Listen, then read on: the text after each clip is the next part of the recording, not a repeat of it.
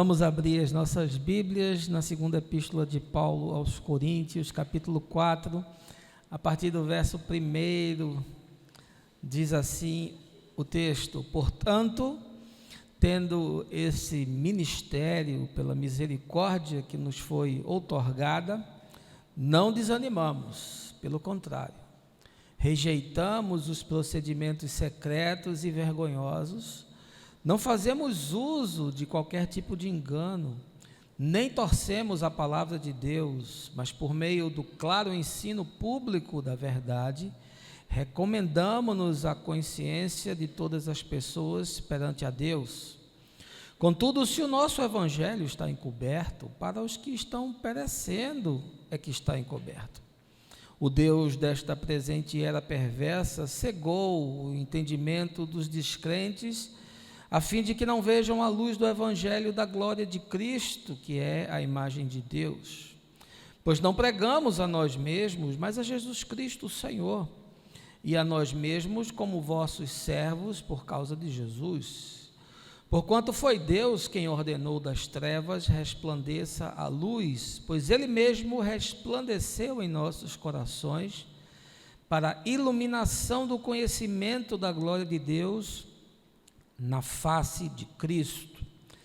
Temos, porém, esse tesouro em vasos de barro, para demonstrar que esse poder que a tudo excede provém de Deus e não de nós mesmos. Sofremos perseguições de todos os lados, contudo não estamos arrasados. Ficamos perplexos com os acontecimentos, mas não perdemos a esperança. Somos perseguidos, mas jamais desamparados. Abatidos, mas não destruídos, trazendo sempre no corpo o morrer de Jesus, para que a vida de Jesus, da mesma forma, seja revelada em nosso corpo.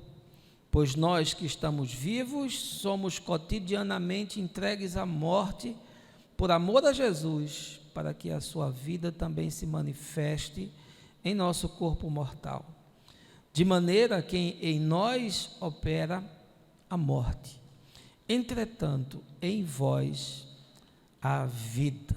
Essa, meus irmãos, é uma porção da palavra do Senhor nesse texto do nosso amigo e companheiro Paulinho, que essa manhã eu gostaria que não fosse apenas a carta endereçada aos irmãos da cidade de Corinto, mas seja endereçada aos irmãos da cidade de Recife, e de todas as cidades de vocês que me assistem aí, de tal maneira que a palavra nos instigue, nos provoque e nos faça não só refletir, mas encarnar as verdades que estão reveladas, sem o qual o texto perde o seu propósito, o seu significado e vira palavra no vento.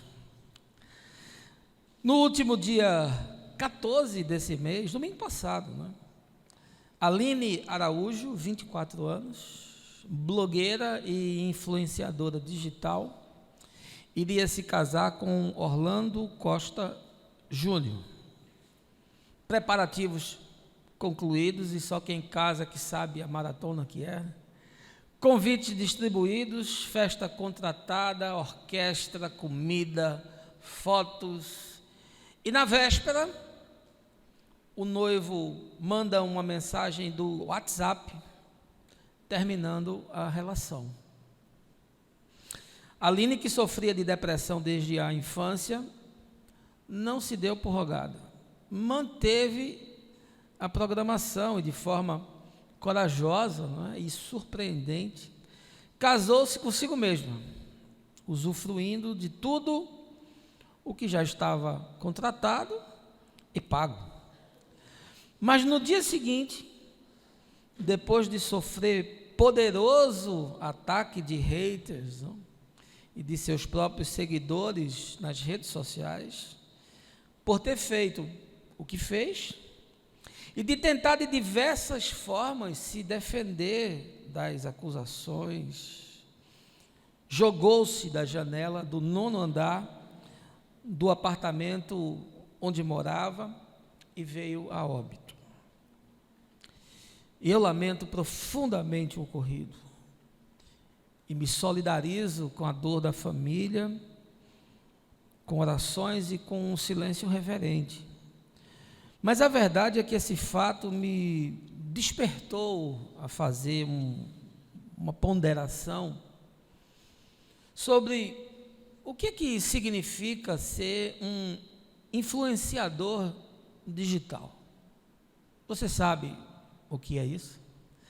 Você que me escuta sabe o que é isso? Em tempos de redes sociais, de marketing virtual, de inteligência artificial, de campanhas impulsionadas, robôs de geração de tráfego nas infovias, são infindáveis as ofertas dos que desejam nos prestar serviços para nos ajudar a encontrar a nossa felicidade. Entre essas pessoas estão os influenciadores digitais. Gente que, como o próprio nome já diz, influencia os outros. Mas influencia em quê? Bem, em tudo. Tem profissional desse ramo para todo gosto que você possa imaginar. De fato, se a gente pensar bem, quem é que não quer ter sucesso na vida? Nos negócios, no amor? Quem não deseja obter assim dicas valiosas para melhorar as potencialidades que já possui? Ou desenvolver novas habilidades, ou, quem sabe, corrigir erros que historicamente sempre nos impediram de crescer. E num mercado tão competitivo e diante desse cenário que nós estamos de desemprego e de desigualdade, quem pode prescindir de ter um coach, um personal assistant ou um digital influencer? Todos com objetivos parecidos, para chegar assim ao topo da pirâmide. Ainda assim, diante daquilo que hoje parece ser óbvio, eu fico me perguntando, será mesmo que o sucesso é um conjunto de passos numa apresentação de 30 slides de PowerPoint? Será que um curso online desses que se vendem na internet, e um amigo comprou um de R$7.000, pode mesmo mudar práticas de anos e assim alterar as minhas decisões daqui para frente? Será que um congresso de final de semana vai deslocar o eixo de tudo aquilo que aprendi de tal forma a reprogramar a minha mente para um novo modelo? Será que esses ensinos estão presentes nas Escrituras e agora foram revelados assim a uns poucos, como já se vê por aí, né? Quem são de fato essas pessoas? O que é que elas desejam nos vender? Existe mesmo essa fórmula do sucesso e da felicidade? Quem são essas pessoas que têm respostas simples para questões complexas e frases de efeito que nos deixam tão perplexos que a gente fica até sem ar? De onde elas surgiram? O que fazem? Como vivem? Quais são as suas histórias? Olha, do alto aqui dos meus 52 anos muito bem vividos, se há uma coisa que eu aprendi na vida, é que ninguém muda ninguém. E que mudanças são processos que demandam tempo e disciplina para que sejam bem-sucedidos. E de fato, olhando para essa sociedade na qual nós vivemos, não posso deixar de me lembrar do que diz Sócrates, o sábio grego: como são numerosas as coisas sem as quais posso passar. Eu queria lhe fazer uma pergunta. Quem é que faz a tua cabeça? Quem é que te influencia? Quem é que goza de respeito assim a tal ponto de te levar a pensar sobre os fatos e as dinâmicas do cotidiano por uma determinada perspectiva?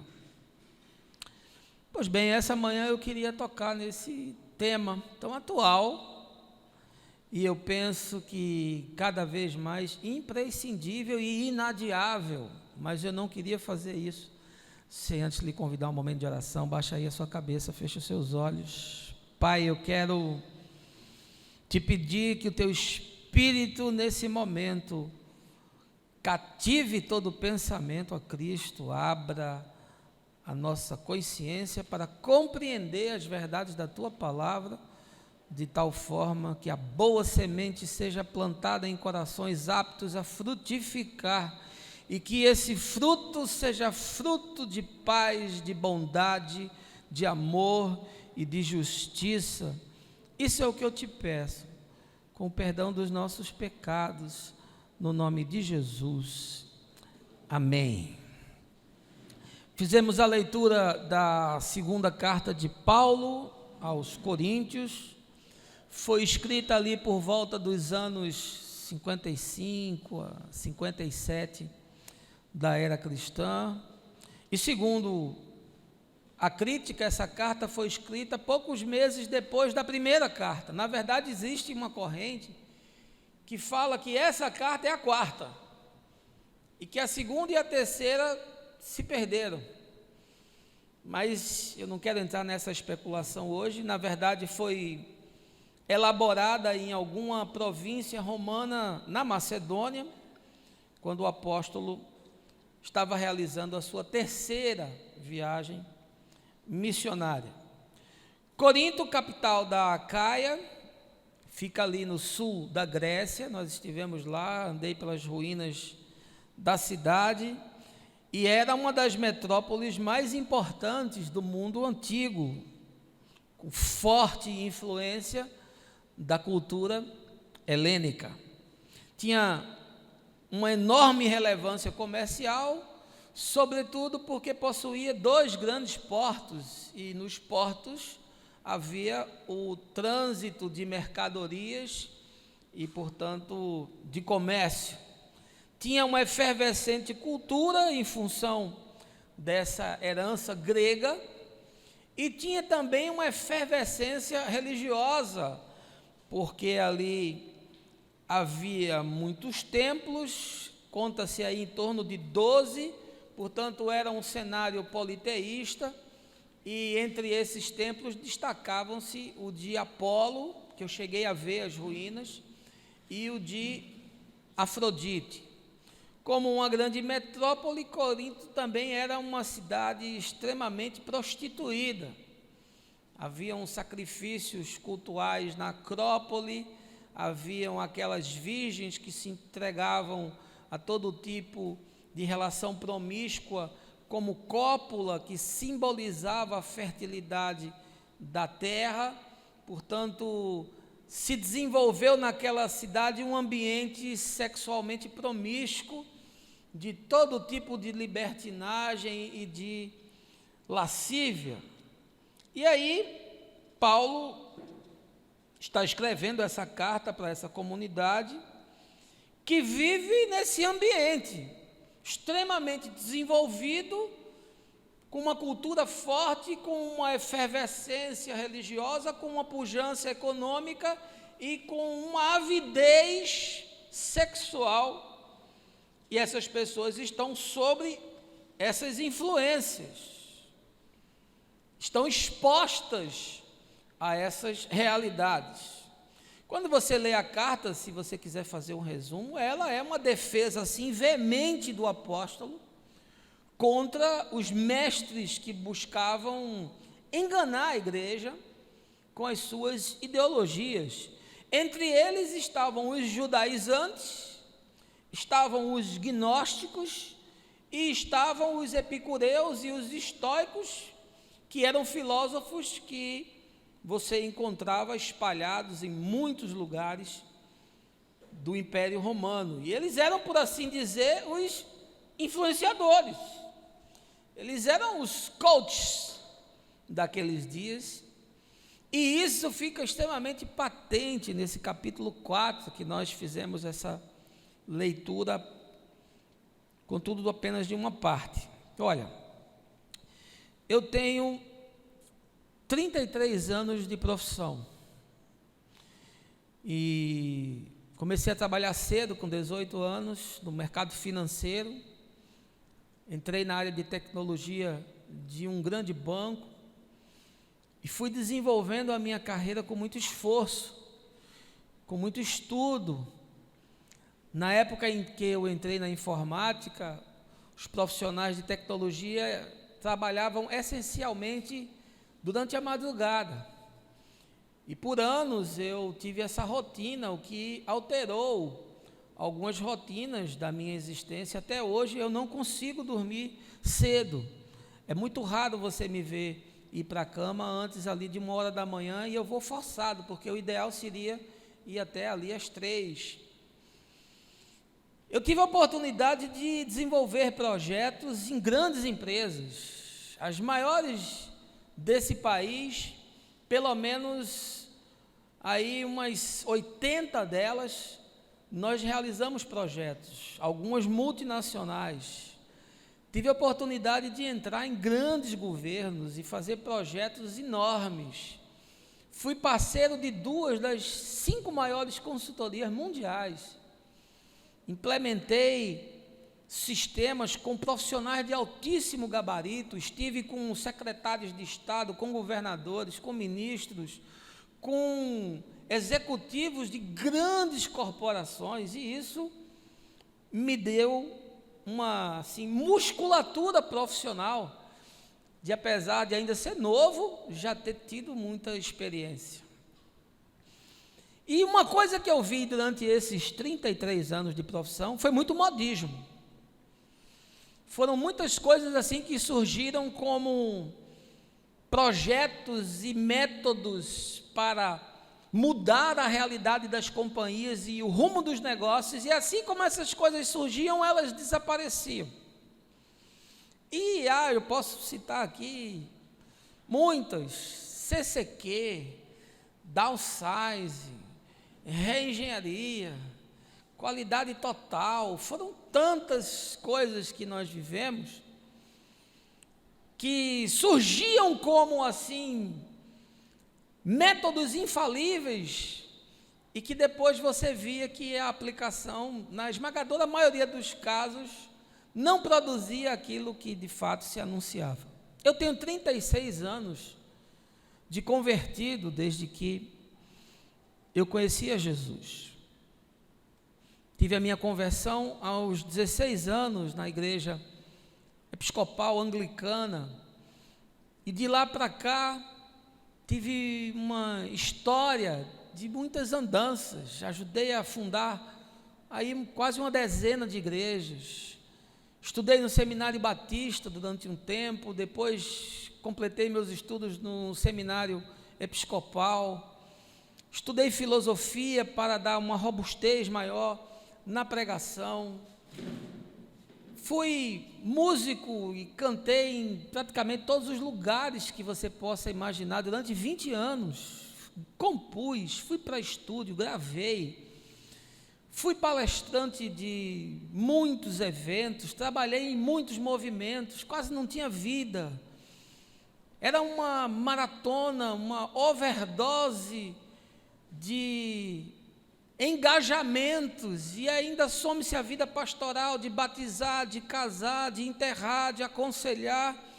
E sabe uma coisa que eu vi muito durante esses 36 anos? Eu vi muito modismo. Eu vi muita nova revelação. Eu vi muitos moveres chegarem e desaparecerem. Eu vi como as escrituras podem ser manipuladas, como as escrituras podem ser mexidas e adaptadas a determinados contextos para se atingir determinados propósitos.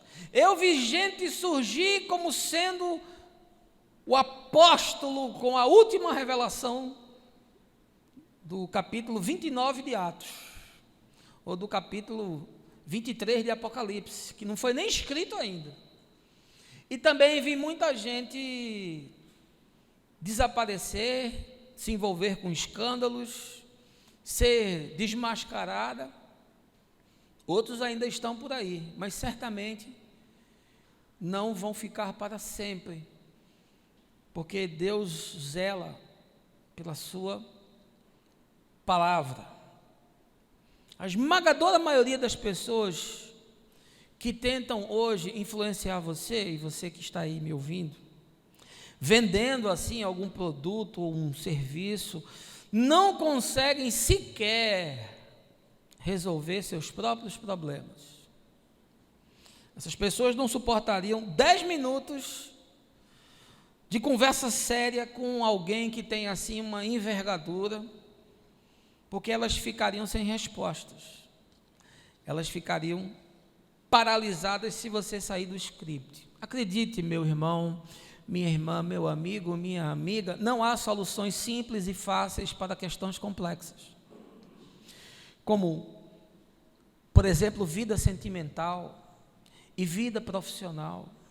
Ninguém vai resolver um problema financeiro sério ou uma questão existencial profunda, como um trauma, como, por exemplo, baixa autoestima, com um curso virtual de 10 horas ou um congresso de 3 dias.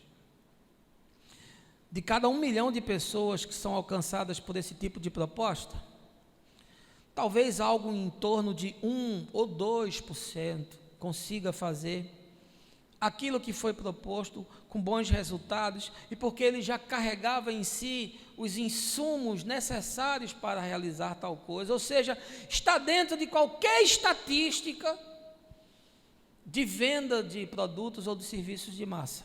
E mais, a maioria das pessoas que se oferecem como sendo capazes de pavimentar o caminho da sua felicidade, não tem nem formação, nem experiência para realizar essa tarefa. E aí surge uma pergunta que é inevitável. Se é assim como eu estou dizendo, por que tem tanta gente comprando esses serviços e por que há tantos influenciadores sendo seguidos por milhões de pessoas? Como é que se explica isso? Esse fenômeno é relativamente simples e ele se baseia no tripé: infovias disponíveis, profunda carência social e metodologia de marketing. Infovias disponíveis. Nunca foi tão fácil alcançar pessoas. O sujeito grava um CD hoje dentro de casa. Há 20 anos atrás, você tinha que ir para um mega estúdio para fazer isso. Você bota o seu celular, que é um aparelho que todo mundo tem. Existem 270 milhões de aparelhos celulares no Brasil, e nós só temos 210 milhões de habitantes. Então todo mundo tem ao menos um celular. E com esse aparelho, você hoje consegue produzir um vídeo, uma palestra, uma mensagem, ou uma canção, ou qualquer outra coisa que você queira, gratuitamente. Você sobe para o YouTube ou qualquer outra mídia gratuitamente, e se for uma coisa interessante, pode ser consumida por milhares ou milhões de pessoas. Portanto, existe uma infraestrutura tecnológica hoje que permite que esse tipo de coisa aconteça, que permite que alguém que é anônimo, de repente, surja como um guru libertador, que permite que uma pessoa que em condições normais jamais seria capaz de influenciar a outros, mas que de repente, pelo poder de inserção, de massificação de uma rede de computadores, pode realizar essas coisas. Eu vejo alguns humoristas que estão no YouTube, eu não vou falar aqui por respeito, que ficaram milionários. Tem um que comprou avião, e que eu faço um esforço tremendo para rir com o indivíduo e não consigo, porque eu cresci ouvindo Renato Aragão, Chico Anísio e até mesmo o Tom Cavalcante. A praça é nossa, gente que sabe fazer humor de outro nível, com outro conteúdo e com outra competência, não é idiotice caricaturada, com gemidos e caretas, mas a rede permite que isso se maximize a um ponto e que a gente, para consumir essas coisas, a gente fica milionário. Olha, deixa eu lhe dizer um negócio. Infovias disponíveis pode transformar um idiota num intelectual. A segunda coisa é que nós vivemos num tempo de profunda carência social. E a nossa carência não é só carência de grana, não, porque nós estamos vivendo um momento épico na nossa economia, com milhões de desempregados, e mesmo com uma taxa de juros que nunca esteve tão baixa, e mesmo com a bolsa batendo todos os recordes de venda, a gente está no momento em que você conversa com o empresário, está todo mundo sem saber o que fazer, porque o dinheiro desapareceu do mercado. Mas nós vivemos carência de tudo, nós temos carência de afeto, nós temos carência de relacionamento, nós temos carência de heróis, nós temos carência de mentes, nós temos carência de serviços essenciais. Nós vivemos numa sociedade órfã de tudo. E aí, quando você está órfão de tudo, qualquer coisa que se lhe apresente como uma alternativa de salvação, você quer pegar. E é aí onde esse tipo de serviço ou de produto cresce. Porque o sujeito chega com uma solução para o seu problema. E eles têm solução para tudo. De dor de dente a gaia. É um negócio impressionante. De problema financeiro a decepção e ilusão amorosa. Tem um cara que vende o serviço que você quer comprar, prometendo resolver o seu problema, desde que você passe a ouvir os seus chavões e os seus mantras pré-fabricados. Num tempo de profunda escassez, quando você sofre da necessidade de tudo, qualquer coisa que se lhe apresente pode parecer o mapa para chegar na terra prometida. E a terceira coisa é que essa moçada que é bem sucedida nesse negócio, não brinca não. Os que são realmente bem sucedidos e os que fazem grana, fazem porque usam metodologia científica.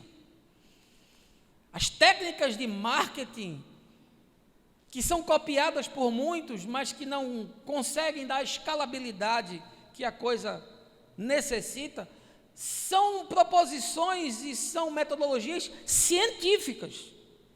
Isso aqui é estudo que foi realizado com milhares e com milhões de pessoas e sabe como dizer, o que dizer, quanto dizer para atrair você para essa teia. O sujeito ensina passo a passo como você deve construir a armadilha. E com isso eu não estou dizendo que não tem aí meia dúzia de ofertas que sejam legais.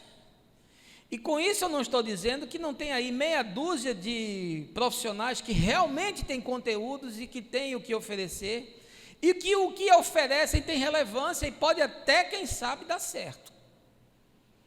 Mas eu também quero lhe dizer que a esmagadora maioria dessas pessoas não tem qualquer qualificação, nem existencial, nem profissional, nem emocional, nem espiritual, para fazer o que eles se propõem a fazer. Deixa eu te fazer uma pergunta essa manhã. Quem é que faz a tua cabeça? Quem é que te influencia? Quem é que tem algo assim proveitoso, de verdade, para te dizer? Eu confesso que eu tenho forte resistência a qualquer pessoa que chegue até mim com certezas assim inamovíveis, com soluções prontas, com os 10 passos para isso ou para aquilo, com métodos, com estratagemas sobre os dramas da realidade humana, sobre as dores dos homens debaixo do sol. Bem disse Freud a esse respeito: nunca tenha certeza de nada, porque a sabedoria começa com a dúvida. Eu queria expandir aqui esse texto de Paulo, que está fazendo uma defesa da sua pequena comunidade em Corinto, que sofria forte influência do meio de intelectuais, de pensadores, de religiosos ultra-ortodoxos, de espiritualistas e místicos, e essa gente está mergulhada nesse caldeirão, e Paulo diz: olha, eu tenho algo a dizer para vocês sobre isso. Eu também tenho algo a dizer para você sobre isso. Para você que me escuta, eu espero que possa ser útil, sobretudo se você estiver em busca de alcançar o seu primeiro milhão, que é o que essa moçada joga como isca, e olha, é quase irresistível você não querer comer uma sardinha dessa. Volte aí à escritura, a mensagem é expositiva, tudo está no texto. Você quer algumas dicas para saber quem pode e quem não deve influenciar você? Eu vou lhe dar 7 para você trabalhar com elas. A primeira é que pessoas que são respeitadas e que possuem um consistente testemunho público podem lhe influenciar. Veja aí o verso de número 2. Pelo contrário, rejeitamos os procedimentos secretos e vergonhosos, não fazemos uso de qualquer tipo de engano, nem torcemos a palavra de Deus, mas por meio do claro ensino público da verdade, recomendamos-nos a consciência de todas as pessoas perante a Deus. Olha, você quer saber um privilégio que Deus pode dar a um homem ou uma mulher na vida? É ele estar próximo de alguém que possa influenciá-lo para o bem, para a verdade e para a justiça. Você quer saber quem pode exercer algum tipo de influência sobre a sua vida, sobre a sua mente, sobre os seus valores? Gente que é respeitada e que tem um consistente testemunho público.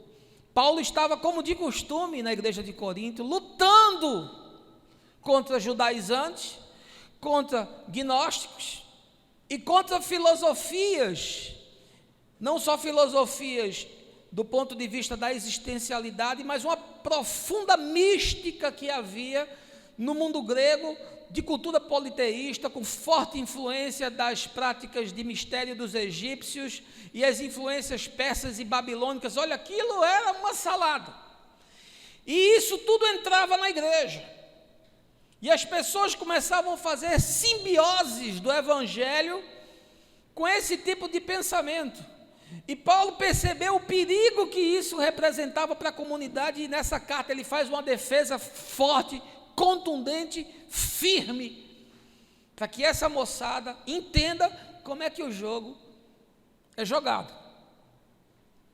E ele diz assim que esse tipo de gente é gente que assume determinado tipo de posição que ele rejeita, é gente que abraçou práticas que ele rejeita, é gente que passou a adotar métodos que ele rejeita, é gente que se reveste de valores e de princípios que ele rejeita.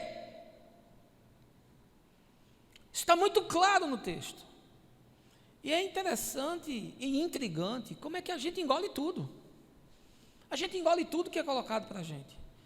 De repente, do nada, chega um cara desse, e pela nossa falta de trato com a Escritura, e pelo nosso desconhecimento do Evangelho, como o Evangelho de fato é, a gente come esse lixo, como se fosse uma iguaria. Quem deve me influenciar? Pessoas que têm um histórico de serem ilibadas. Ele diz assim: olha, nós ensinamos e não fazemos uso de engano. Gente que tem uma história de falar a verdade e de ser coerente com aquilo que acredita. Gente honesta, gente que possui honestidade, inclusive intelectual. Porque o sujeito que sai pulando de galho em galho, que hoje defende uma filosofia, amanhã defende outra e depois defende uma terceira, é um oportunista, é alguém que não merece credibilidade, é alguém que a gente sequer deveria se dá o deleite de ouvi-lo, ainda que virtualmente. Paulo diz: nós fazemos as coisas com verdade, e nós temos uma história de ensinar isso publicamente. Se você quer alguém para te influenciar, veja se ele tem uma história pública que seja respeitável. Procure saber de onde esse indivíduo veio, porque o fato dele ter 500 mil pessoas seguindo numa rede social, 1 milhão de pessoas, 5 milhões de pessoas, 10 milhões de pessoas, não me diz absolutamente nada. Porque ele pode estar ensinando uma coisa que ele não vive, que ele não pratica, que ele sequer sabe o que é. Ele pegou um método para aplicar para você. E isso não necessariamente vai funcionar. Aliás, muito provavelmente vai fracassar. Paulo diz: nós ensinamos a verdade e fazemos isso publicamente. Fazemos isso porque temos uma história a ver com isso. Porque temos uma reputação associada a isso. Porque temos um procedimento que é testemunhado por outros condicionado a isso. Segunda coisa que o texto nos ensina, de gente que pode influenciar você, são aqueles que ensinem com coragem a mensagem do Evangelho conforme Jesus. Veja aí o verso 3. Contudo, se o nosso Evangelho está encoberto, para os que estão perecendo é que está encoberto. O Deus dessa presente era perversa cegou o entendimento dos descrentes, a fim de que não vejam a luz do Evangelho da glória de Cristo, que é a imagem de Deus. Paulo está pregando para uma cultura politeísta, e quando não estava enfrentando essa crença de que há muitos deuses, lidava com o judaísmo naquela caducidade, naquela situação de engessamento, naquelas práticas mecanicistas, naquelas purgações e oblações estritamente estéticas. E aí, ele lidando com essas coisas, ele trazia uma nova proposição, ele trazia um novo pensamento, ele trazia uma nova matriz de valores, ele trazia um novo conhecimento. E ele diz que as pessoas não conseguiam entender o que ele estava falando, porque elas estavam cegas, e ele usa a expressão, o Deus da presente era. Ou seja, havia um entendimento, havia uma filosofia, havia uma ideologia, havia um conjunto de crenças, havia um conjunto de pseudo-verdades que impedia as pessoas de discernirem, de perceberem, de verem a verdade conforme Jesus. Como isso aqui está escancarado no nosso tempo. As pessoas não conseguem entender. Quantas e quantas pessoas já me perguntaram que evangelho é esse que eu estou pregando? Como assim que evangelho é esse que eu estou pregando? Estou pregando o evangelho. Não, mas isso é muito diferente do evangelho que me ensinaram. Porque o que lhe ensinaram não é o evangelho. Porque o que lhe ensinaram não tem nada a ver com o evangelho. E se você pegar um leigo, se você pegar um ateu sério e mandar ele ler a Bíblia, e mandar ele comparar com qualquer denominação dessa que está por aí hoje, ele vai dizer: rapaz, isso aqui não tem nada a ver uma coisa com a outra. O que esse barbudo cabeludo está dizendo aqui é um negócio, e o que essa moçada está fazendo é outro. Mas, essencialmente, não é o evangelho. Você sabe quem pode te influenciar? É gente que tem coragem de romper com isso. Porque Paulo teve coragem de romper com o status quo religioso dos seus dias. Ele disse: eu era fariseu, era guardador da lei, e entre os meus irmãos era um dos mais zelosos. Ele já tinha chegado num staff de confiança a tal ponto que se delegava para ele a perseguição dos discípulos. Portanto, Paulo era um cara extremamente influente já no mundo no qual ele estava. Com a sua capacidade de escrever, com a sua capacidade de sistematizar, com o seu conteúdo que ele tinha, não só da Torá judaica e do Velho Testamento, mas sobretudo da filosofia grega, com a sua habilidade, porque era um homem poliglota, com a sua dimensão de ser um cidadão romano. Imagina o que esse homem poderia ter feito se ele não tivesse abraçado o Evangelho. Porque tendo abraçado o Evangelho, ele certamente foi o homem mais influente do primeiro século. Você imagine se ele tivesse se rendido ao status quo. Mas Paulo teve coragem de romper com isso. E usa inclusive uma expressão dura aqui nessa própria carta aos Coríntios, diz: eu considerei isso tudo como esterco, para de alguma forma eu receber o evangelho conforme Jesus. Você sabe quem é que pode influenciar você? É gente que tem coragem de falar a verdade e de romper com o sistema. O sujeito que rompeu com o sistema é um sujeito corajoso, porque não é fácil romper com o sistema. Eu sei o que eu estou dizendo, eu estava no pináculo do tempo, e é difícil você fazer um negócio desse. Eu fiz porque eu não tinha alternativa, porque eu ia morrer, eu estava morrendo, fisicamente falando. Você não tem ideia do que eu vivi. Não fosse isso, eu não teria saído, não. Eu estava lá, até hoje, fazendo aquela engrenagem girar. Quem é que pode me influenciar? É gente que tem a coragem de romper com isso e dizer: não, vamos olhar para a Escritura. Eu não vou mais participar disso. Eu não vou mais ser conivente com isso, porque isso não está conforme o Evangelho. Porque isso fere o que Jesus ensinou. Porque isso negocia com valores que Jesus não negocia. Porque isso usa práticas que Jesus nunca usou.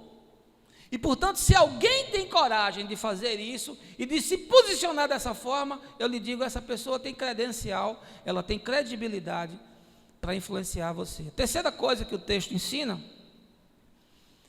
é que pessoas que não se julguem autorreferentes, a não ser no amor e no serviço, elas podem ajudar você. Veja aí o verso 5. Pois não pregamos a nós mesmos, mas a Jesus Cristo, o Senhor, e a nós mesmos como vossos servos por causa de Jesus. Paulo está no mundo politeísta. Nesse mundo havia um panteão de deuses. E aí eu estava recebendo um casal em casa, e eu me lembrei que a gente ali na Grécia passou e viu o Monte Olimpo, ali coberto de neve naquela viagem que fizemos. E eu me lembrei, porque eu estudei filosofia, daquele panteão de deuses gregos hibridizados, porque todos os deuses gregos eram representações humanas com poderes divinos. Aí Paulo diz: olha, nós não nos constituímos deuses a nós próprios. Aliás, o livro de Atos relata uma experiência de Paulo chegando numa cidade, se não me engano, com Barnabé, e realizando a cura de um enfermo, e aí as pessoas queriam divinizar eles. E ele diz: não, peraí, vocês estão equivocados. O apóstolo Pedro, a mesma coisa, que queriam se prostrar diante deles. Opa, não faça um negócio desse não. Nós não pregamos a nós mesmos, pelo contrário, somos servos de Jesus para o vosso proveito. Sabe quem pode lhe ensinar? Quem quer lhe servir. Quem quiser lhe servir pode lhe ensinar. Quem quiser tirar qualquer outro proveito de você, comece a duvidar. Sobretudo se o cara falar em grana. Se ele falar em grana, e se ele pedir grana, corra, porque é vigarista. Corra. Ou então ligue para mim, me dê o telefone dele que eu ligo para ele. Paulo diz: olha, sabe quem pode influenciar vocês? Os que não são autorreferentes. O que é uma pessoa autorreferente? É aquela pessoa que se vende assim, que se coloca acima do bem e do mal, que se oferece como alguém assim, com uma postura maravilhosa.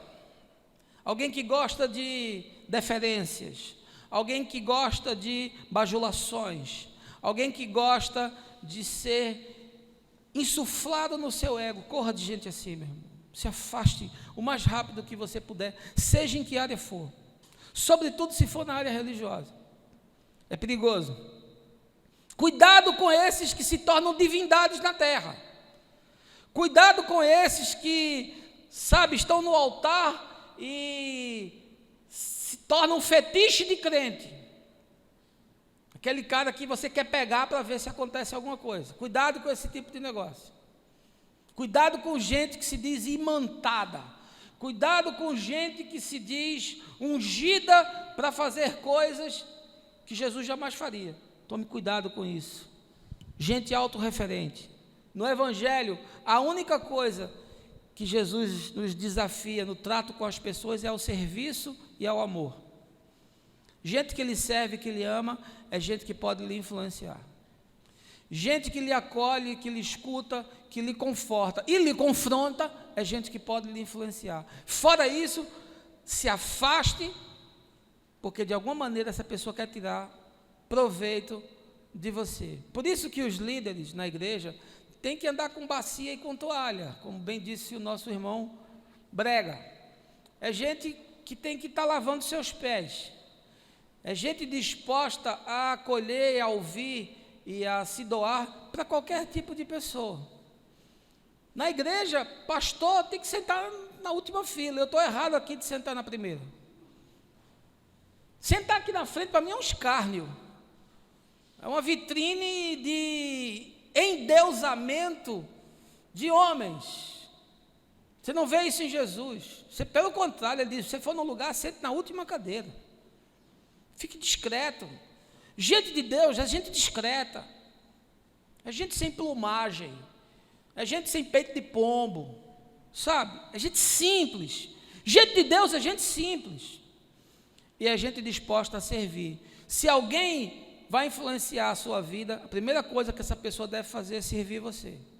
Se ela lhe serve sem qualquer interesse e sem nenhum tipo de retorno, ela pode lhe ajudar. Quarta coisa que o texto nos ensina é que pessoas que possuem a revelação do Evangelho, tendo, portanto, autoridade para o ensino, essa gente pode lhe influenciar. Veja aí o verso 6.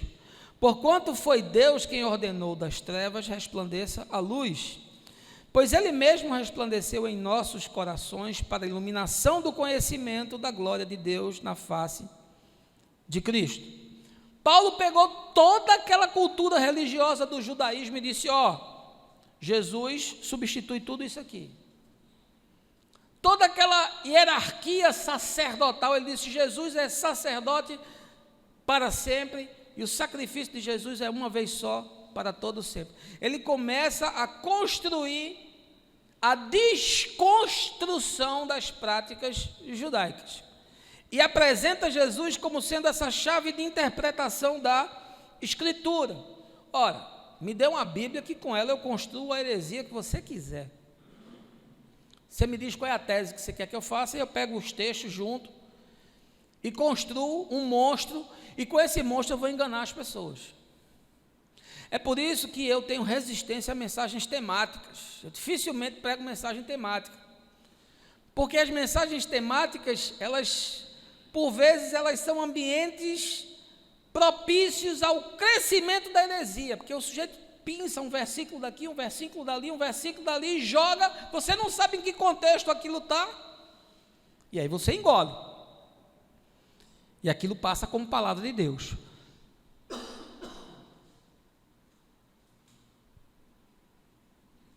Mensagem expositiva, é mais difícil você fazer isso. Por quê? Porque você está preso ao texto.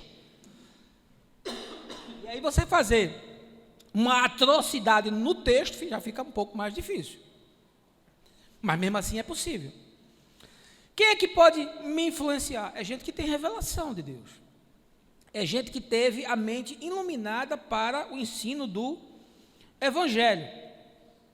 Mas pastor, como é que se faz isso? Olha, isso é um dom de Deus. Os mestres são chamados e recebem um dom de Deus. Mas a Bíblia é um livro que, lido da forma correta, com revelação do Espírito Santo, é acessível a qualquer pessoa. Os que investem na leitura da Escritura de forma correta vão compreender. Ainda que não compreendam com toda a profundidade de que um mestre poderia trazer. Mas eu lhe digo que o que é essencial à salvação é acessível a qualquer pessoa. Agora, sabe qual é o problema da igreja? É que a igreja consome ensino processado.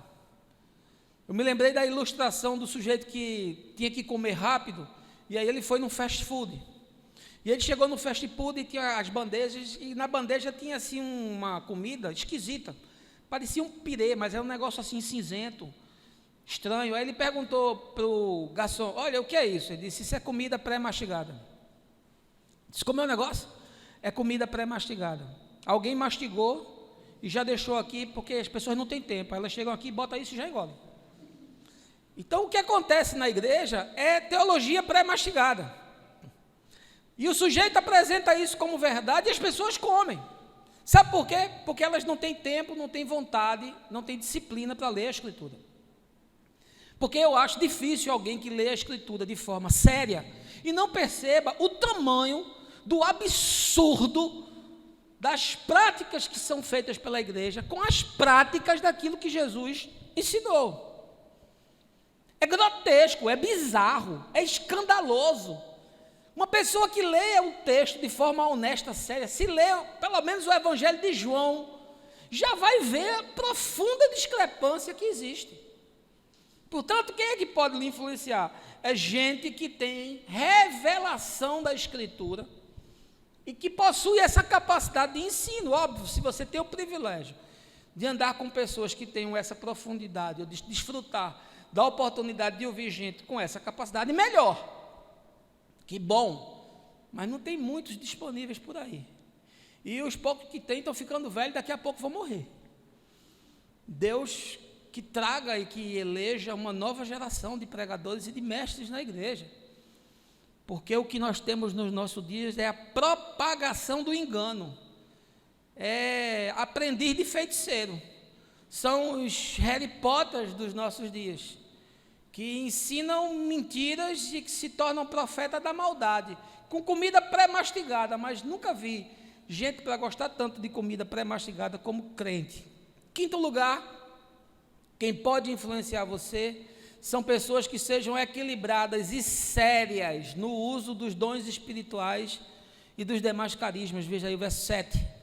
Temos, porém, esse tesouro em vasos de barro para demonstrar que esse poder que a tudo excede provém de Deus e não de nós mesmos. Paulo era um homem que realizou muitos milagres. E ele diz que os milagres são um selo apostólico, são uma credencial do apostolado, é a realização de milagres. Mas olha, é impressionante como existem falsários em nosso tempo, realizando pseudo-milagres. Tem gente que contrata cego, surdo, aleijado, endemoniado. Ou você acredita, se você assistir um culto desse da Universal, um culto daquele Agenor Duque, um culto daquele Terra Nova, um culto dessa turma pentecostal, pelo amor de Deus, aqueles demônios, aqueles milagres, aquilo nem criança pequenininha é enganada, e os crentes são enganados com aquilo. Dom espiritual é uma coisa necessária na igreja, e que pena que a igreja está minguando porque falta poder no uso e na manifestação dos dons espirituais. Eu creio em todos os dons espirituais e acho que eles são profundamente necessários. Por que as pessoas não manifestam dons espirituais? Porque não buscam, não sabem nem que existem dons espirituais. Por que não recebem dons espirituais? Porque não oram, porque não se entregam com paixão, porque não se comprometem com zelo para exercício da obra de Deus. Um dos dons que o Espírito Santo me trouxe pela necessidade da função, quando ministrava louvor, precisava de discernimento de espírito. E eu pedi a Deus, Senhor, isso é uma ferramenta, eu preciso desse dom para que o meu serviço à igreja seja melhor executado. E eu percebi que esse dom chegou na minha vida. Eu não creio que a pessoa receba um dom específico, eu creio que a pessoa recebe o Espírito Santo de Deus, e o Espírito manifesta qualquer dom. Obviamente os dons são normalmente distribuídos já levando em consideração suas potencialidades, seus talentos naturais, e isso maximizado ganha uma dimensão para o reino. Mas você tem o Espírito, você pode manifestar qualquer dom. E, portanto, gente que pode influenciar você é gente que use esses dons, mas de forma equilibrada. Quanta histeria, quanta catarse, quanta coisa esquisita, quanto trimelique. Uma vez eu estava num evento, uma pessoa estava deitada no chão, com uma gargalhada histérica, batendo asa como uma borboleta. E eu precisei jogar um copo d'água na cara para acabar com aquele festival. E dizer no ouvidinho assim, ó, acaba com a palhaçada. Quanta gente caindo E quanta gente empurrando, gente caindo, porque a Bíblia diz que não é para cair no Espírito, diz que é para andar no Espírito. Quanto modismo, quanta coisa estranha, gente rodando feito peão, gente caindo com outro jogando paletó, essa geração benirrim, isso é uma desgraça na igreja. Quanta gente desequilibrada, quanta gente com problemas de natureza emocional que explode, e aí o cara se torna uma bênção na igreja. Uma pessoa que está totalmente desqualificada para, por exemplo, prestar serviço numa empresa, vira uma bênção na igreja. São esses profetas de carteirinha, são esses místicos e magos que anunciam o que vai acontecer de forma personalizada, e as pessoas seguem isso, e as pessoas estão dispostas a ouvir isso. Pelo amor de Deus, irmãos, vamos ter um mínimo de discernimento na Escritura, que fala para a gente provar a profecia, que fala para a gente usar os dons com reverência. Paulo fala em ordem e decência no culto, para não virar bagunça. Tem reuniões que parecem mais um carnaval. O carnaval é mais organizado, porque tem uma sequência de música. O negócio parece uma bandalheira. Cada um que tem o seu ego mais inflado que o outro. E aí eu me lembrei de uma história que se contava, um causo, né? Causo evangélico, do profeta que brigou com o outro profeta. Tinha 2 profetas na igreja, um querendo ser mais poderoso que o outro. Aí um chegou na reunião para desmoralizar o outro e disse: meu servo, eu estou sabendo o que tu fizesse. Deus me revelou, meu servo, e eu não vou falar para que isso não se torne um escândalo. Aí o outro que levou a pancada, ele disse: agora estou lascado. Aí levantou-se também, profetizou e disse: meu servo, eis que se tu revelar o que eu fiz, eu vou quebrar a tua cara. Então você percebe que esses ambientes são ambientes de insuflamento egóico, que o sujeito se torna diferente no meio dos outros. Cuidado. Paulo diz que esse tesouro está em vaso de barro. Ele diz: nós temos um tesouro, mas está em vaso de barro, para que a excelência do poder seja de Deus e não de nós. O vaso é de barro, meu irmão. O que usa o vaso é que é o poderoso. E o Espírito que está em nós é quem realiza todas as coisas, porque o homem não vale coisa nenhuma. É usado agora, sai ali e comete uma torpeza. Mas o Espírito de Deus, na sua misericórdia e para o serviço dos santos, realiza coisas extraordinárias. Em 6º lugar, quem pode influenciar a tua vida é gente que possua uma história e que mantenha a confissão da fé com boa consciência. Veja aí o verso 8. Sofremos pressões de todos os lados, contudo não estamos arrasados. Ficamos perplexos com os acontecimentos, mas não perdemos a esperança. Somos perseguidos, mas jamais desamparados. Abatidos, mas não destruídos. Paulo diz assim: olha, eu tenho uma história de resistência, de perseverança, de compromisso, de lealdade, de disciplina, de serviço prestado aos santos. Sabe quem pode influenciar você? Quem tenha uma história dessa. Olha, quando eu estou aconselhando pessoas e as pessoas me dizem assim: ah, pastor, o senhor me trouxe uma verdade muito grande, graças a Deus por isso, e isso mudou o meu coração, agora eu já sou outro homem. Dá vontade de dar uma gargalhada. Aí alguém me pergunta: e o fulano como é que está? Eu digo: daqui 2 anos eu digo. Eu sempre boto 2 anos para qualquer coisa. Aconselho um casal: como é que o casal está? Daqui a 2 anos eu digo. Eu aconselho um profissional numa prática qualquer, no exercício da sua profissão: como é que fulano está? Daqui a 2 anos eu digo. Sabe por quê? Porque para você fazer uma avaliação, você precisa de uma caminhada. Você precisa de uma timeline para avaliar se de fato o indivíduo abraçou, mudou o comportamento, mente e coração. E aí, Paulo diz: nós temos uma história de ser abatido, mas não ser destruído, de ser perseguido, mas ficar firme, de ser entristecido, mas estar sempre alegre, de andar em pobreza, mas enriquecer com o tesouro espiritual a vida de muitos. Olha a história da pessoa, de onde veio essa pessoa, de onde surgiu essa pessoa. Gente que surge do nada e se torna influenciador e com milhões de seguidores. Então esse sujeito veio de onde? Qual é a história? Qual é o currículo? Porque os que são de Deus são aqueles que possuem no seu caminhar um DNA do Evangelho que nos leva a ter essa postura, gente que é leal, gente que é verdadeira, gente que é submissa. Olha, vocês nunca vão me ver aqui falando de submissão, eu não falo nem na minha casa isso, nem na minha casa, eu nunca exigi da minha mulher que ela fosse submissa, eu não gosto nem desse termo, porque ele está pejorativamente interpretado, porque submisso é estar sob a missão, mas nos nossos dias isso ganhou um novo contexto, e aí as feminazes não podem nem ouvir falar nisso. Então, eu jamais vou requerer de alguém que se submeta a mim. No dia que eu fizer isso, eu perdi a autoridade que eu tenho, dada por Deus. Eu tenho autoridade. E a minha autoridade foi dada por Deus, ela não é minha.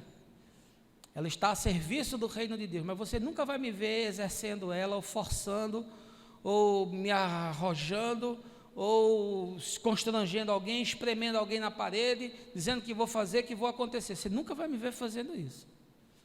Porque a minha autoridade foi dada para a construção, para o bem e para a saúde da igreja, não para me tornar um déspota, nem um príncipe, de forma alguma. Você quer saber quem pode influenciar você? Quem é alguém que trata a autoridade nesse perfil. Portanto, pessoas que são submissas, pessoas que são mansas para ouvir, pessoas que promovem o encontro, que gostam de se aproximar. Esse tipo de gente é gente que vai usufruir muito se tiver um líder com envergadura para ensiná-lo. Porque entra dentro desse contexto do que Paulo está falando, é gente que tem uma história. Quem pode chegar para te influenciar? Quem tem uma história de vida, quem tem uma história relacional, de casamento, de criação de filhos. Por que quando Paulo escreve a Timóteo, falando sobre os requisitos para ser um diácono, para ser um presbítero, ele coloca um conjunto ali de premissas, porque não pode ser qualquer um. Ele diz para Timóteo, nunca impõe a mão precipitadamente sobre ninguém, para você não correr o risco de constituir alguém como um presbítero, um diácono, um apóstolo, e esse sujeito não tem a musculatura necessária, nem existencial, nem emocional, nem espiritual para fazer isso. Bom seria que tivéssemos muitos líderes, mas temos tão poucos. Aqui entre nós são pouquíssimos, que realmente são pessoas provadas, que chova ou faça sol, com tempo bom ou com tempo ruim, com ânimo ou sem ânimo, estão sempre dispostas e prontas para o serviço. Gente assim pode influenciar você. E em último lugar, pessoas que são moderadas e que exercitam o domínio próprio em todas as dinâmicas da vida. Veja aí o verso 10. Trazendo sempre no corpo o morrer de Jesus, para que a vida de Jesus, da mesma forma, seja revelada em nosso corpo, pois nós que estamos vivos somos cotidianamente entregues à morte por amor a Jesus, para que a sua vida também se manifeste em nosso corpo mortal. Paulo está falando isso num contexto, está falando de disciplina, ele está falando de abraçar a morte de Jesus como vida para ele, nessa perspectiva de que o morrer de Cristo é saúde para nós, o morrer de Cristo é salvação para nós. Por isso nós fomos batizados na sua morte e ressuscitamos com ele, conforme escreve o nosso amigo na carta aos Efésios. Portanto, veja que Paulo está falando isso para uma cultura, uma sociedade e uma igreja que está vivendo debaixo de uma ideologia hedonista. O que é o hedonismo? É o culto ao prazer. O hedonista é o seguinte: olha, usufrua, experimente, lide com tudo, faça uso de tudo, se deixe permitir por tudo, se deixe possuir por tudo, desde que isso promova o seu prazer. E Paulo está dizendo, isso aí é veneno, isso vai matar você. Você sabe quem pode lhe influenciar? Gente que é moderada, gente que é equilibrada. Às vezes as pessoas usam a liberdade do Evangelho para libertinagem. Cuidado, porque há uma diferença muito grande entre liberdade e libertinagem. Cuidado que o fato de você se tornar promíscuo, isso vai destruir a sua alma.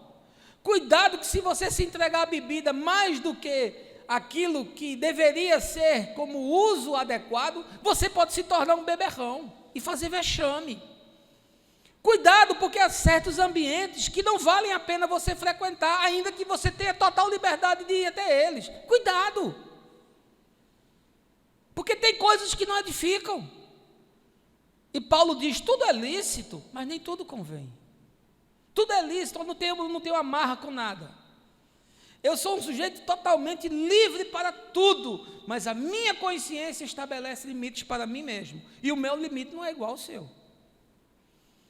Portanto, bem-aventurado aquele que não se condena naquilo que a prova escreve, Paulo, se não me engano, na sua carta aos Romanos. Aquele que tem fé, tenha para si mesmo. Ou seja, não impõe a você, aos outros, aquilo que para você é sua prática, essa é a sua prática, mas no conjunto, em síntese, aquelas pessoas que o influenciam são pessoas que são moderadas, equilibradas. Por isso Paulo diz que Deus tem nos dado espírito de poder, de amor e de moderação. Moderação. Gente que ande com equilíbrio é gente que tem saúde para nos trazer verdades da parte de Deus. Olha a história, olha a vida, olha os filhos. Olha os ambientes onde trabalhou. Veja o que o mercado diz sobre essa pessoa. Veja se há algum trato extremado. Veja se é uma pessoa de rompantes. Veja se é uma pessoa de decisões tempestivas. Veja se é uma pessoa temperamental. Porque tudo isso desqualifica o sujeito para lhe influenciar. Quem tem que me influenciar? Quem é sóbrio, quem é centrado, quem tem um eixo de gravidade na vida, quem tem equilíbrio para fazer as coisas, quem tem moderação, quem controla os seus impulsos, quem tem domínio próprio. Como é que pode um líder dizer que é líder e não ter domínio próprio? O sujeito não se controla com nada. E fica, segura o velho homem que ele vai sair. Ai, Jesus, que é isso, rapaz? Você nasceu de novo mesmo, tem certeza? E você não se domina em nada, e tudo para você é um suplício, porque você não tem equilíbrio e moderação. Cuidado, se tem gente influenciando você, e não tem esse centro de gravidade na vida, cuidado, essa pessoa jamais deveria estar trazendo qualquer tipo de ensino para a sua vida. Eu queria concluir, e estava vendo ontem, que segundo o site Put People, a cantora Anitta tem 25 milhões de seguidores no Instagram, cerca de 6 milhões no Twitter, e aproximadamente 7 milhões de inscritos no YouTube. Eu cheguei agora a 5.300. Ou seja, ela tem 38 milhões de seguidores. Algo que corresponde às populações de Portugal, Holanda e Suíça somados. Pois bem, no último dia 9 desse mês, a cantora que está divulgando o seu trabalho na Colômbia, publicou nas suas redes sociais a seguinte declaração inusitada: vocês sabem que eu, quando estou solteira, saio transando com qualquer coisa que cruze meu caminho. Homem, mulher, cachorro não, que não pode. Teve bom senso, né? Pelo menos com cachorro não. A Anitta é indiscutivelmente genial. Ela hoje é a artista de maior performance, de maior envergadura no Brasil. Eu vi o Nelson Mota falando sobre a sua capacidade e nada de fato me assustou, porque ela tem um talento e uma habilidade especial. Agora, com relação a essa declaração, ela não traz nenhum ineditismo, porque em tempos remotos, já em outras sociedades, esse hedonismo, que é a dedicação ao prazer como estilo de vida, ele já era prática usual em outras culturas, como por exemplo no Império Romano, contexto sobre o qual Paulo escreve aquela carta de Romanos capítulo 1. E aí, vivendo nesse tempo, diante dessa temática, o apóstolo escreveu o seguinte: os quais, havendo perdido todo o sentimento, se entregaram à dissolução, para com avidez cometerem toda a impureza. Está em Efésios 4,19. Pois bem, a palavra grega que Paulo usa para dissolução, ela indica uma ação que rejeita qualquer tipo de restrição na vida. Qualquer tipo de restrição, qualquer impedimento, qualquer proibição. Ou seja, a pessoa pode ter uma luxúria desenfreada, pode viver de excessos, de licenciosidade, de lascívia. É essa palavra que Paulo usa. E diferente do que a maioria possa imaginar, aqui Paulo não está tratando de uma questão moral, não é questão de moralismo, mas Paulo está dizendo, olha, isso faz mal ao ser, isso produz doença e ferida na alma. E aí ele diz o seguinte, que quem se entrega a essas práticas perde todo o sentimento.